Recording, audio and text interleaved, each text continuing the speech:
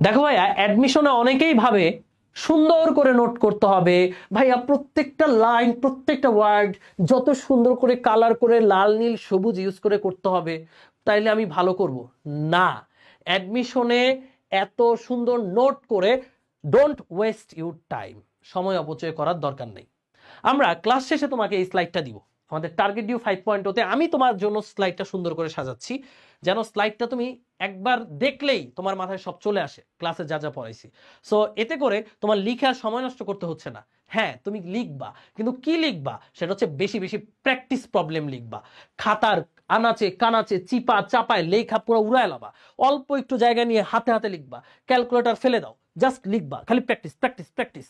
এটা যে সুন্দর হইতে হবে, মানে যে একদম সুন্দরী রমণীর মতো দেখতে হইতে হবে তা কিন্তু না। এটা জাস্ট প্র্যাকটিস করো। আমার সময় এত মোটা একটা খাতা কিনছিলাম আমি অ্যাডমিশনে, ওই খাতার কোনা কানায় চিপা চাপায় আমি খালি অঙ্ক করছি। ফিজিক্সের, ম্যাথের, কেমিস্ট্রির অঙ্ক করে গেছি, ছোট ছোট ছোট ছোট অঙ্ক। এবং এটাই অনেক এফিসিয়েন্ট। নোট করে যদি পড়ার চিন্তা করো, এটা অ্যাডমিশনের জন্য নয়। নোট অবশ্যই ইফেক্টিভ, সেটা একাডেমিকে পড়ছো তোমরা, বাট অ্যাডমিশনে practice makes a man perfect. যত বেশি প্র্যাকটিস করবা তুমি তত বেশি এগিয়ে থাকবা। কথা কি ক্লিয়ার? আর এই প্র্যাকটিসের জন্য খুব সুন্দর করে প্র্যাকটিসের দরকার নেই, ছোট ছোট জায়গায় প্র্যাকটিস করবা।